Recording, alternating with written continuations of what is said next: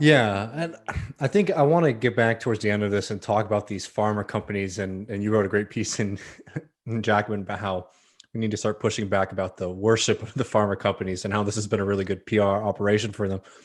But before we get to that, we do have to talk about little Bill Gates, because he's an interesting character, and to cover, because he is somebody who has his fingers in so many nefarious things. Um, a lot of them are not very well covered. Meanwhile, there's incredible amounts of conspiracy theories about Bill Gates. So I think it's important to be able to paint the picture that Bill Gates is bad, but not for the kind of conspiratorial reasons. Like, you don't need conspiracy theories. He's bad because he's a billionaire and he has too much influence. But back to the vaccine stuff, Bill Gates played a pretty leading role in trying to fight against these IP releases. That's right. I mean, if people want to read about this really in depth, there's a fantastic bit of journalism from Alexander Zaitchik. I hope I'm pronouncing that right. From last month in the New Republic. It's a really, really in-depth read. Another in-depth read on Bill Gates was just published in Current Affairs, co-written by Rob Larson and Nathan Robinson, which is kind of a bigger survey of Gates's career, which includes the patent issue. But I mean, the crux of this is that just over a year ago in April, Bill Gates decided, for whatever reason, that he was going to try to appoint himself global minister of health and have this kind of, and I'm not the first person to make that joke, but I mean, that really is the case. I mean, he set out to try to manage, as Alexander Zaitchik put it, the world's scientific response to the pandemic. And I mean, essentially what he did is he took a very, he took a very kind of generic idea of how the research and the distribution and all the rest of it, the process around the vaccine should be coordinated. That involved, as you'd expect, very rigorous protection of the property rights around these vaccines, which he's repeatedly said have absolutely nothing to do with their distribution or supply, which is a talking point that the industry itself has really been kind of seeding for a long time. And you can go back and find examples of it from the 90s and even from the more recent past. So what kind of got me into this was that Bill Gates did an interview on Sky News in Britain, and he basically gave the most shameless version of this argument you could imagine. He said, he was asked by the interviewer, Sophie Ridge, if he thought that, loosening the patent restrictions, opening them up would be helpful, would help, create vaccines more quickly, distribute them more quickly, get more doses in people's arms. And don't forget, this is, as people know, this is all happening in a context where the vaccine is absolutely out of control in places like India. The virus. Excuse me. Yes, the virus is completely out of control. It'd be nice if the vaccine were completely out of control. The virus is completely out of control. I mean, not in Canada yet, but in Britain, in the United States, and some other kind of wealthier parts of the world, there's this feeling that normalcy is returning. That the pandemic is in some way over. That we're kind of in the ninth inning or whatever. And by some projections, there are countries in the global south that are not going to see any kind of effective or widespread vaccination until 2023 at the earliest. So it is of the utmost importance with the if the goal is to minimize the impact of the virus and save as many lives as possible, like increasing the supply, it's just a no-brainer. Anything that humanity as a whole can do, any cooperation that can be done to increase the supply seems like a no-brainer.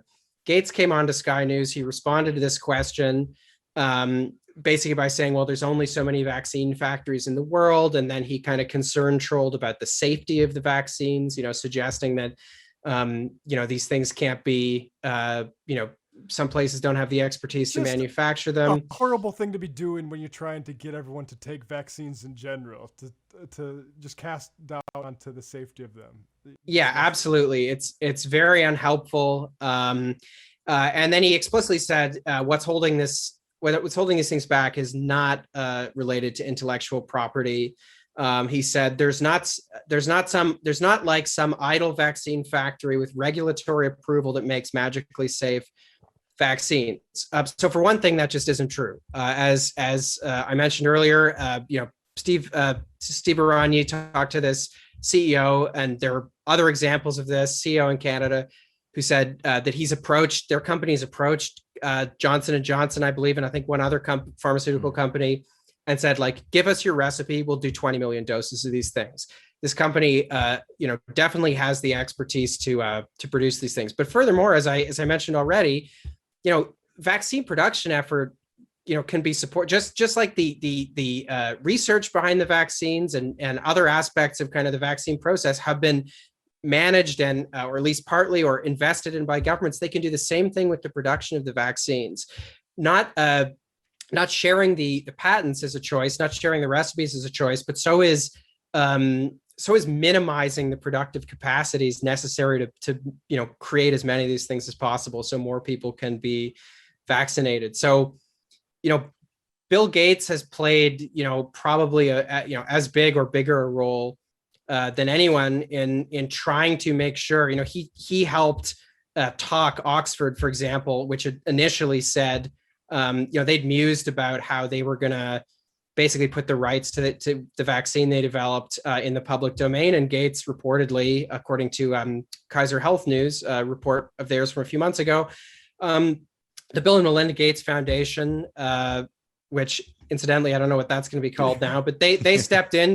They stepped in and they basically got Oxford to reverse course and sign an exclusive agreement with AstraZeneca. So Bill Gates' role in this has been bad, to say the least. Well, sorry, did you have something, Matt? I was just going to say, just really the tension between the imperatives of public health and profit.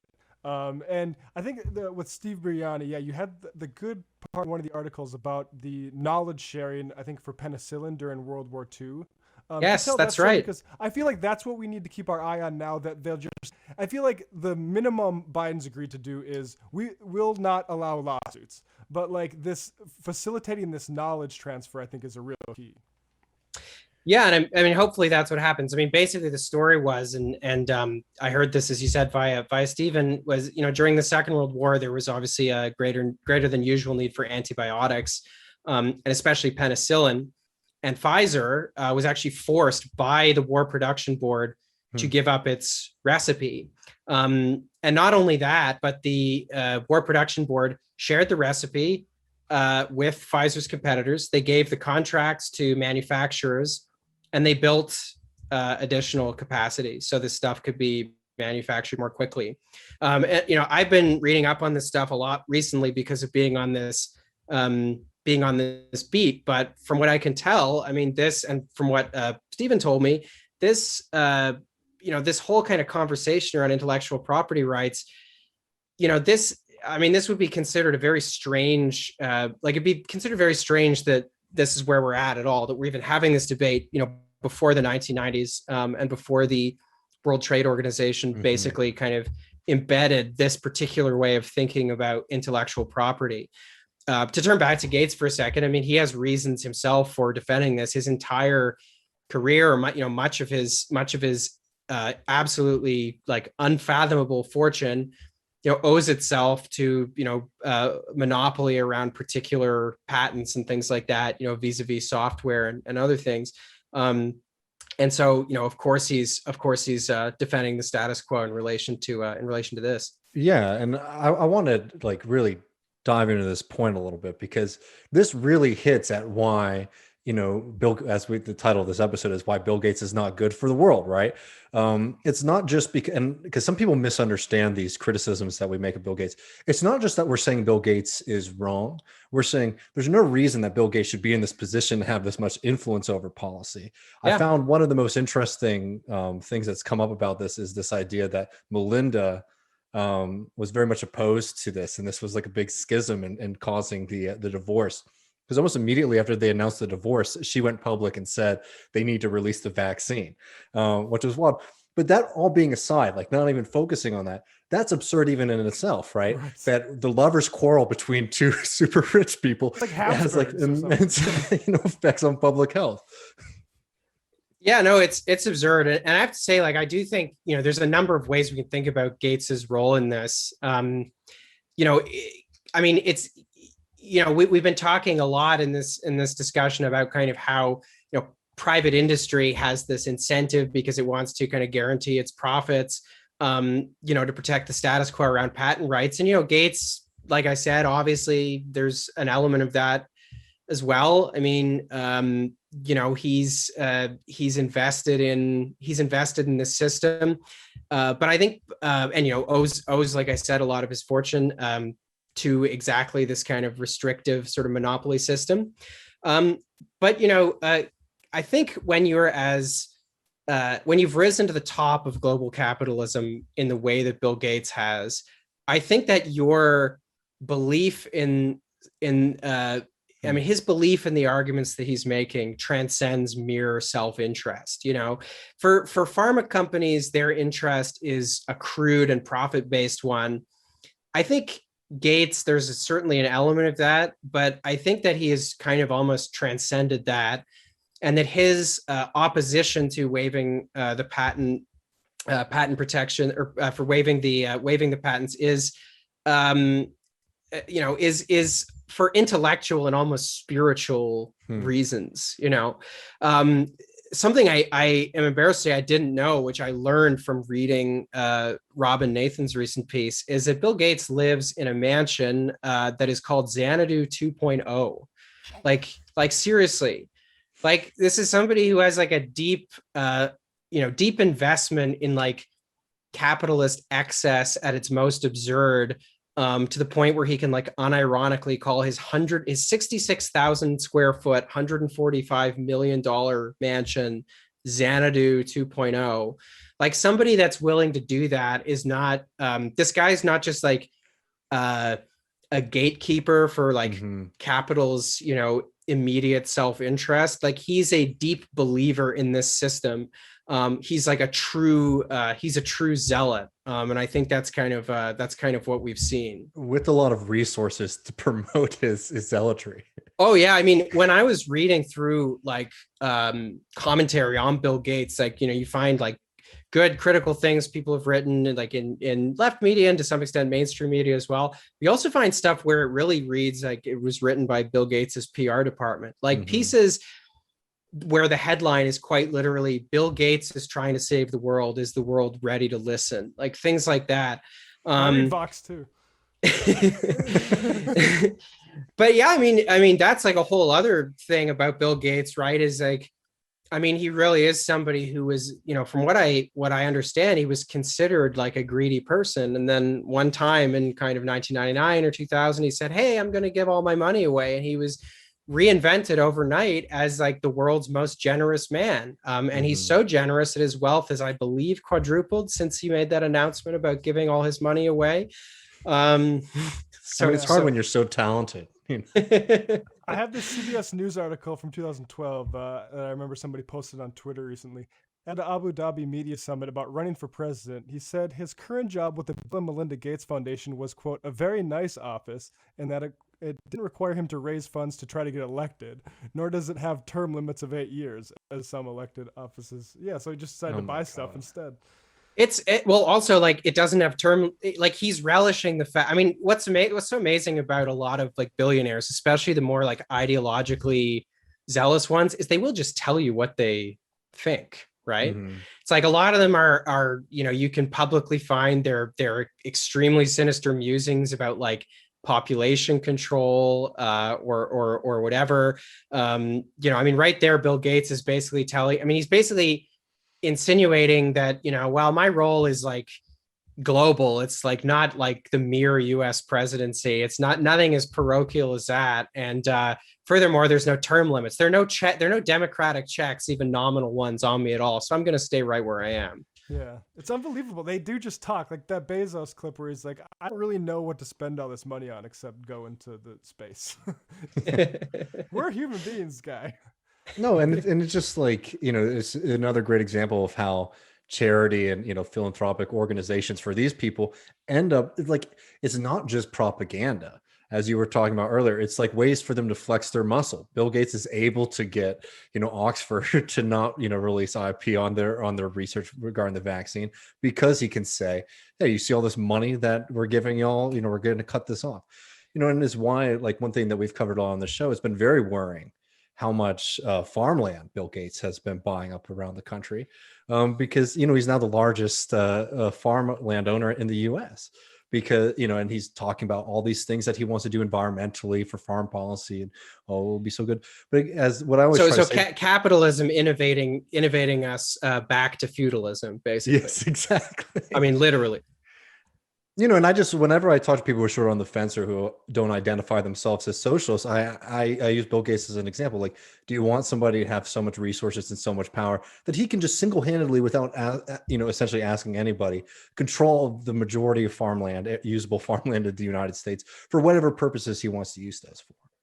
Yeah, I mean, billionaires are ultimately a democratic question. I mean, it's like, do we want to, because and I think one of the issues with billionaires, and why, what a lot of people kind of misunderstand about them, is like $1 billion, let alone, $100 billion, is a very difficult amount of money to fathom or picture.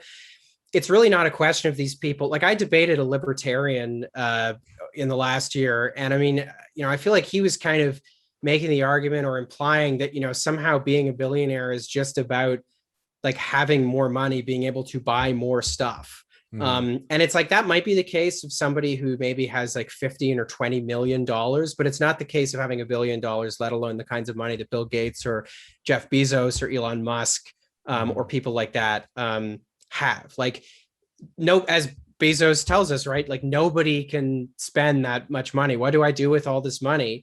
What you have at that point is control over like the levers of macroeconomic power. You control the commanding heights of the American and also the global economy. You control investment decisions. You direct decisions about huge amounts of our collective wealth are allocated, and you do that with absolutely no democratic check or involvement whatsoever. I mean, the Bill Gates thing, you run a giant, pilot study trying to convert this to high stakes testing charter schools. And then the RAND study does a study on it and says, actually, this failed miserably. And then you're just like, whoops, I guess this entire thing where my notions of what would be a good school, I guess that failed. Where I just didn't listen to what school boards have to say. Yeah, I think it's a pretty intuitive message for people. It's amazing how Bill Gates comes up as an example in all these different stories. I mean, because he's like, I don't know, I remember when I was in high school, they included Bill Gates like in the curriculum. Oh yeah. Of like, as just like, oh, this is somebody to look up to. I remember watching like a documentary on Bill Gates. Like, this is supposed to inspire y'all. Yeah. I went to a very poor, like one of the poorest high schools in the country. And it was just an amazing, I remember just sitting there like, this is insane. Like, we share nothing in common with this person. And I didn't have the political consciousness that I do now, but yeah, I don't know. It's like and that wasn't accidental. That wasn't just a teacher one day waking up and saying like, you know what, I think the kids need to learn about Bill Gates. There's a whole operation that tries to bring this idea into schools. Mm-hmm. Yeah, and I mean, it won't be, it'll sound like a cliche to you guys and to your audience as well. But I mean, it's like billionaire philanthropy, especially the kind that Bill Gates has helped popularize, like really is one of the biggest kind of cons of like, I don't know, the past 30 or 40 years, where it's really, this kind of philanthropy has really taken off. Actually, before I was kind of so immersed in thinking about Bill Gates on a weekly basis, I think just about 2 or 3 weeks ago, I actually wrote this short piece about billionaire philanthropy, about this kind of literature review that some British academics put together, kind of reviewing all the literature on billionaire philanthropy. And I mean, it basically, came to a series of familiar conclusions with some very convincing evidence. The big one being that, a lot of what we think of as charity, you hear these huge sums of money. It really is just the cost of doing business. If you're this rich, it is, you can purchase, there's hard power if you're rich, where you do a hostile takeover of a competitor or something like that. But there's also soft power, which you can get by, creating a nonprofit that gives out grants, and that has a charitable mission. You can often even use your nonprofit stuff, your ostensibly charitable mission, as just another way of subsidizing your bigger mission, your bigger competitive mission, and maximize your profits in the process, which is something that Bill Gates has certainly done. I mean, it really is a sham. It's not even. I mean, people point out things. I think this is worth pointing out too, that a lot of these billionaires that are called so generous, I mean, as a share of their income, what they give is actually not that generous at all. And in fact, people that make $50,000 a year in the United States, at least, I haven't seen the statistics elsewhere, but I think this is broadly true. They're often much more generous in terms of like the share of what they give. And presumably when we talk about generosity, we mean, that usually implies like giving something up, sacrifice. You're not really being generous if you're not giving something up. So I think that's important to register too, but it's not just the case that they're not as generous as they say. It's that a lot of what's considered generosity is just, another type of, market expenditure, really. And yeah, I mean, it is something we could do a whole episode just on like that power dynamic.